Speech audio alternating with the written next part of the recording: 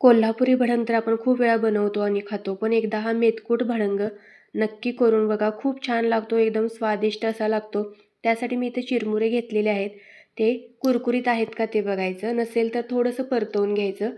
आता इथं मी लसणाच्या 5-6 पाकळ्या, आल्याचा एक तुकडा, मिरची, त्याचबरोबर शेंगदाणे, हिंग घेतलेला आहे, मेथकूट 2-3 चमचे घेतलेला आहे, कढीपत्ता आणि 1 चमचा इथं मी पिठी साखर घेतलेली आहे. तर सगळ्यात आधी आपल्याला लसूण, आलं आणि मिरचीची पेस्ट करून घ्यायची आहे. हे बघा अशा पद्धतीने.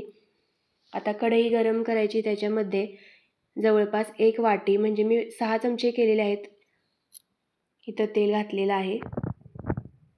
आता त्याच्यामध्ये सगळ्यात आधी आपल्याला शेंगदाणे तळून घ्यायचे आहेत.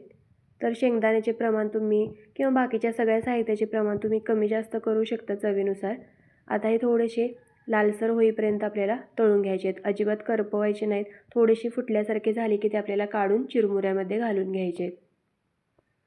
त्याच्यामध्येच आता आपल्याला पाव चमचा हिंग घालून घ्यायचा. त्याचबरोबर 1 चमचा मोहरी, 1 चमचा जिरे, त्याचबरोबर जी आपण पेस्ट बनवली आहे आलं, लसूण आणि मिरचीची, तीही घालून छान अशी ती कुरकुरीत होईपर्यंत परतवून घ्यायचे.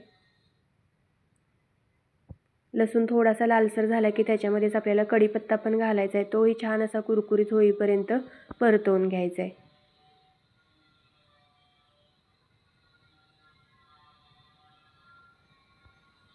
आता ह्याच्यामध्येच आपल्याला अर्धा चमचा हळद घालून घ्यायची आणि तीही छान अशी त्याच्याबरोबर परतवून घ्यायची आहे.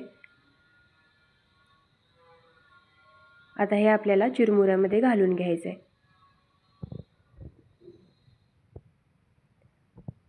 आणि ह्यासाठी लागणारे जे मेथकूट आहे ते बनवण्याची रेसिपी आपल्या चॅनलवर अपलोड केलेली आहे, ती नक्की जाऊन बघा. आता ह्याच्यामध्ये आपल्याला 2 चमचे मेथकूट घालायचं आहे. त्याचबरोबर 1 चमचा पिठी साखर घालायची आहे. त्याचबरोबर चवीनुसार मीठ घालून घ्यायचं आहे आणि हे व्यवस्थित असं मिक्स करून घ्यायचं आहे.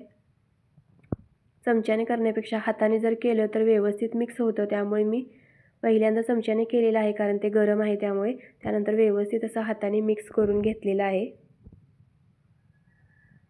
वेगळ्या चवीचा, वेगळ्या पद्धतीचा असा हा मेथकूट भडंग खूप छान लागतो, एकदम चविष्ट.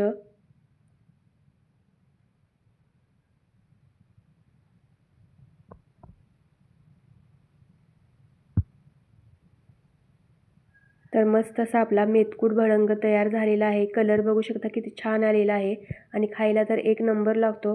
तुम्ही पण या पद्धतीने हा मेथकूट भडंग एकदा नक्की करून बघा. त्यासाठी मेथकूटची रेसिपी पण चॅनलवर नक्की जाऊन बघा.